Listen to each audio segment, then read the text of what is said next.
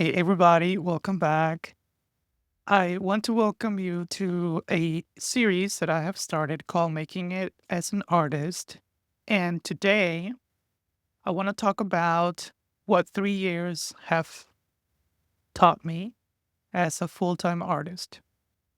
You're watching this in January of 2025, and I'm excited to celebrate and talk about my journey as someone who decided to break away from working for someone else and switching that to working for me. And in today's episode, I want to give you all an overview or at least broad strokes information about lessons that I've learned in the last 3 years because it's been 3 great years, 3 long years, 3 difficult years. And I think it's important to talk about a lot of the things that normally I don't get to hear. As someone who has learned that sometimes it's difficult to sustain a business or just seeing the statistics of when businesses close, I think it's important to celebrate the milestones. I think it's important to celebrate that we're still here, that we are still doing it, and we're still making it. I want to give you a little bit of context before we dive in. When I was starting to thinking about becoming a full-time artist back in honestly 2021. This was back in the Great Resignation time. I don't know if you may remember that, but there were people quitting left to right or left and right. And I always thought about what would it be like for me to be a full-time artist and what would it feel to live my dream, to live my dream. It was one of my biggest things. What would life be like if I decided to leave a lot of the things that were holding me back and break solo? I think it was an important part of my journey as a person. It certainly did not come with challenges or without challenges. It came with lots of challenges, a lot of learning, a lot of understanding where I was going, a lot of restructuring my life, and a lot of growth, lots of lessons. And today I want to share with you some of those lessons that I've spent and I've learned navigating my life as a full time artist in the last 3 years and talking specifically about the highs, the lows, and everything in between. So, again, it's important to talk about these things because why not? Why not? Why not celebrate? One of the reasons that I did this channel and started to do this channel is that I don't see a lot of Latino or Latinx artists out here as much as I would like. I think it's hard to be in a world where we're constantly hearing the same old narratives that artists can't do this or we can't be artists or these other things that are constantly holding people back. And I'm a huge believer in representation. I'm a huge believer that the more we see ourselves reflected in others, the more we can see the possibilities of becoming who we can become. And by no means am I special. By no means am I the best artist out there. Definitely want to be honest. I don't come here to talk about things that can't be done. I talk about things that can. And I come here to celebrate. I come here to talk about the things that we can become as artists. And really, I think this goes beyond representation. I think comes with a showing people that with action, with things happening, we can become what we want to become. And I'm not at all saying that it's an easy road. I'm not saying that there are not systematic barriers preventing people from becoming who they can become. I'm not saying that. I'm very aware about things that are out of our control. And I understand that there are so many things that are happening behind the scenes. I just wanted to essentially come here and talk about those things that are important to talk about. I think that was a long introduction. Some of the questions that I want to address or start looking at right now is what would I say has been the most unexpected challenge that I've faced as a full time artist, and how did I overcome it? So, I don't think there has been or the most unexpected challenge, but one thing that I have been able to address lately or did not expect is how heavy the business was around financial planning, all the financial aspects of running a business. As an artist, I wanted to create and I still create. And a lot of the things that I do are not just art. I don't sit all day long or all week long or all month long or all year long, just painting or drawing or illustrating or taking pictures. There's so many things that go behind running an artist business that I did not really know as much. But through trial and error, I've been able to figure it out slowly, little by little. And that has been a lot of the financial part. Anything around understanding what a business is like, understanding what makes a business, learning all about profit, and essentially learning all about bringing in money so that I can continue living and paying my bills and essentially creating the work that I want to create. It has been a long learning curve since the beginning. I knew there was going to be some financial part of running a business and understanding. But to me, the most challenging, or one of the most challenging, has been overcoming or really balancing the financial understanding, the education that I am going through with the create, creating, making art has been one of the most difficult, but also one of the most fruitful and most exciting things that have happened. It's been difficult, but it's been hard as well. With that, I want to say that I'm not new to financial work. Previously, or before I became a full time artist, I had years of working in organizations where I managed budgets, where I wrote grants, where I looked for funding, where I managed expenses, where I processed payments, where I worked with people. So I brought a lot of that information to what I'm able to create now. And it's been helpful. But with a independent organization, independent entity, or independent business like mine, I had to learn a lot about the managing a behind the scenes, anything from the what is a bookkeeper, what is an accountant, what do accountants do, what do bookkeepers do, how do you pay taxes, how do you file taxes. So it's before I would work in an organization and someone in a separate part of the organization would have that type of work. They would be in charge of processing checks, paying people, filing things away, and I would just have to worry about the programming and delivering and working with people and that kind of thing. But here with the independent business, I had to understand a lot about the nuts and the bolts of not only working with people and that front facing work, but also behind the scenes of what do I need to have as a foundation. So essentially doing some of those people's a work so that I would continue to have and run my business. So I'm not going to say that I became an accountant or a bookkeeper or anything like that, but I began to understand some of the basics of what was it like to send invoices, track payments, have a customer relationship manager or management tool, CRMs, and information like that, how to essentially run a good foundation of a business. And again, when I became a full time artist, I didn't really know what to expect. It was something that I did because of a lot of things that helped me take that decision. But eventually, I was able to learn.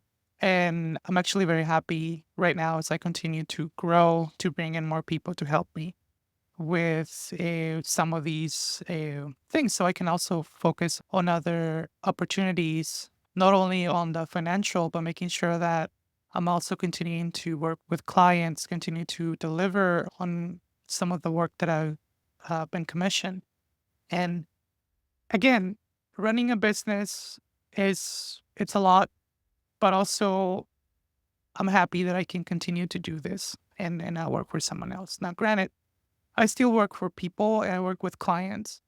But one of the reasons that I really have liked is just having that independence of working with someone that aligns with who I am, with my values.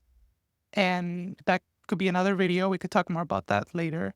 But I think the most important part about this lesson is the unexpected financial work behind the scenes that I needed to learn more about. And again, I want to say this is not financial advice at all.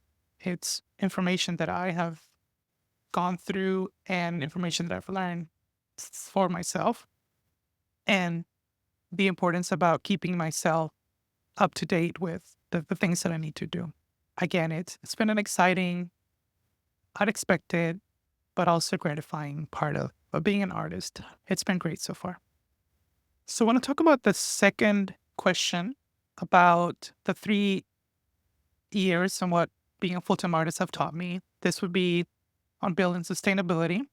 So what I've found is how do we grow sustainability? How do we grow sustainable businesses? And how do I continue to do the work that I am doing? And the question is, how have I approached creating a balance between creative work, financial growth, and personal well-being? So let's start with creative work. So I could go in deeply on each of these, honestly, but I'm gonna keep it not superficial, but I want to keep it definitely um broad strokes. But how do I balance between creative work, financial, and personal well-being? So for me, creative work is having a balance between the work that I want to create for myself and also working with clients that whose work aligns with the work that I want to create. I'm being very intentional with who I want to work with and who I work with, meaning that people have reached out to me to do commissions, and if that work does not really ring to me, if it doesn't seem exciting, and if it doesn't fit with my values, or if the work is not something that has an advocacy component or something like that, I usually don't take that work because in the beginning of my career, before becoming a full time artist, I didn't want to become a commission artist where I ended up losing a lot of my voice as an artist and my excitement as an artist with doing commissions that didn't align with me. And I want to say that has been the case, especially in my early career. And to be honest with you, I didn't like that as much. I felt like I was just becoming a production robot or something that I was doing something for someone else.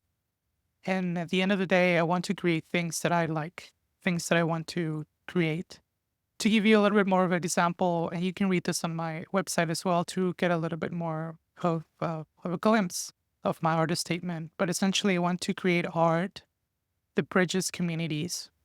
I want to create art that uses it as a tool to educate, to further center, uplift people of color, people who have been historically excluded, people who have not been part of larger narratives. I work with clients whose work aligns with that kind of work. If I see work or someone who reaches out and that does not align with those values and my artist statement and my philosophy as a person, as an artist, I don't really work with them. It's hard. It's hard not to work with people because it's this potential funding that comes into the business. But like I said, I became a full-time artist to do the things that I wanted to create, not to fall again into a model of doing things for other people that didn't fit with my values or that the passion was not there. We could go on and on in this topic, But the thing with how I balance financial work is work with clients who can fit that criteria and also create opportunities for me financially. And this could be identifying potential ideal clients. And I've been able to work with a lot of amazing clients in the last 3 years. I work with primarily nonprofits who have reached out to me and hired me for consulting around a development, fundraising, as well as creating illustrations or artwork for any of their projects. Anything around creating things for what they're going through, the project they want to highlight and use a visual component, and anything like that has happened for them has allowed me to work with them. So these nonprofits have fully aligned with that mission and the vision. And I have been so lucky, so amazingly happy to work with organizations that fit with the type of work that I want to create. So it hasn't been hard at all when what I want to create fits with that purpose. And I want to talk about the personal well-being part. So balancing the well-being and the financial and the creative. I want to say that the first year or the second year were definitely hardest around balancing all the multiple projects happening at once. But the third year, which is 2024, I've been able to be more intentional around the things that I have been able to do. And I talked about this in previous episodes where I block times off from my calendar throughout the year, throughout the month, where I will not be working. Right now, you're watching this in January of 2025. In December of 2024, I made sure to stop meeting with people starting on December the 16th.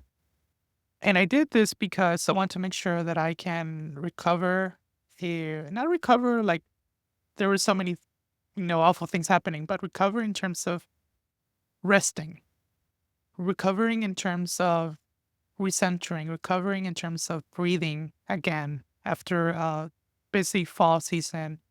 I want to make sure that I have the time and the energy to start fresh and start eager to work again back in January of 2025. So, any meetings that people want to meet about, I tell them, hey, thank you so much. And I definitely invite them to keep the conversation going. But I'm being very clear that I am closing for the year and saying, hey, I cannot continue this conversation right now because I want to take this time to recuperate, to recover, to breathe, to to disconnect. And most people have been amazing. Most people have been great. And I think that those boundaries have allowed me to work with the people that respect me and the people that want to work with me and the people that I want to work with. So boundaries have been crucial in understanding who are the people that fit with who I want to work with. And essentially, this whole answer is to approach creative work in a way that fits with my ideals and fits with their ideals, and finding people that can help me finance or pay for so they can pay for their work with me in terms of being able to work with an artist and also being and having boundaries as well. So those are two of the most biggest questions that I've been able to talk about so far. But I definitely want to keep this a long video, but I do want to talk about a third question. And hopefully this will not be more than 30 minutes. But the third question is, what are some of the key systems or habits that I put in place over the years that have allowed me to grow my art career and stay consistent in my work? One thing that I really have enjoyed, and talked about this earlier, is bringing a lot of that work ethic from previous experiences, all the way from college to the jobs that I had after college to what I'm doing right now. And that work ethic is a lot of things, anything from discipline, from still treating this as a 9 to 5, sometimes a 9 to 8 or 9 to 10. But I try to keep those weeks limited. I'm not trying to be burnt out at all. But I've been able to essentially have systems that allow me to do the work that I do. I have learned a lot about systems of operation, SOPs, and in terms of how does it work with working with a client, anything from onboarding the client to working with a client to delivering a piece or delivering something to the client has been helpful. And what I like to do is in times of rest, in times of um, in times of where nothing's happening, when no one's reaching out, or I have some time, I like to use that time to reflect on what worked this year. Definitely, I've been thinking a lot about 2024 and the things that have been happening, and what I like to do, bring in time for myself to think. Okay, what worked? What didn't work? How would I have done this differently? And that framework allows me to sit down and think about how I can do something better for next time. For example, working with a client, how did the last client go? Did I have anything that I wish it would have changed how I communicated with them, or how was work delivered? How did we work together? Did it feel genuine? Was that the type of person I want to work with again? Anything like that is a great opportunity for me to essentially understand that what happened worked or didn't. One thing that you may or may not know about me is I am a former Spanish teacher. I taught Spanish and in middle and high, and I bring a lot of that information. I really do. Anything around managing a classroom, anything around using art as a teaching tool, I definitely continue to use that. I have definitely been teaching, not in the school system, but I have been doing workshops. And I really enjoy giving workshops and classes to people who can reach out, and specifically clients who say, Antonio, I would love for you to do a class on grant writing, or can you do a class on how to do a painting or any creative project like that. I really enjoy going back to my initial roots as a professional working in the school system. And one of the things that has kept me consistent in my work is this constant need for continuous learning. As a teacher, as a student of life, as someone who is studying how to run a business, as I run the business, one of my biggest values as a person is education. And a lot of the things that I do are around what I can learn about. So this is anything around reading articles online, subscribing to journals, subscribing to newspapers, subscribing to the public library resources in my community, anything around listening to podcasts, anything around watching other people's videos, anything around reading books, anything around purchasing materials that I can learn more about, have been a crucial part of my development as a person.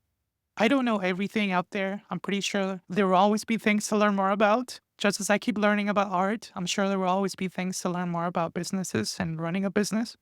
So I want to definitely keep learning more about what it's like to run a business as I continue to grow, as I continue to do other projects. So again, definitely don't want to keep this video longer than 30 minutes. Let's continue.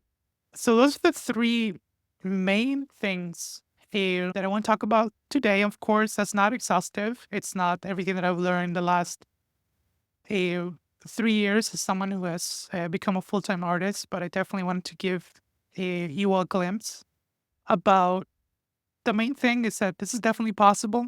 Definitely an opportunity for artists to continue to be change makers, to continue to be people who can continue a lot of the things that are happening right now in this world. I think that arts are crucial. The arts will continue to be a mirror. The arts will continue to be a reflection and a reflector about what's happening. So again, I just want to close today that becoming a full-time artist definitely did come with some unexpected parts of running a business, but definitely has been doable. Some setbacks were part of the growth. I think that reflection is always an important part of how we grow as artists. And I'm hoping that with this glimpse, it can give you more of an idea about what to expect the first 3 years if you're planning to become a full time artist. And I think the biggest takeaway for me is to break projects into smaller pieces, to not be overwhelmed, not try to take everything at once. There will be so many projects and so many aspects of running a business. They will be important for you to keep in mind all the time, but grow into a system that works for you. My system and I work for you, or another person's systems may not work for me, and that's okay. I think that the more that we use, the more that we learn about ourselves, the more we can definitely become successful. So, thank you all so much. Thanks for tuning in. I want to say Happy New Year. I hope that the first quarter of 2025 goes amazingly well for you. And I hope that you keep creating and that you keep growing. Thank you so much and have a great rest of your day.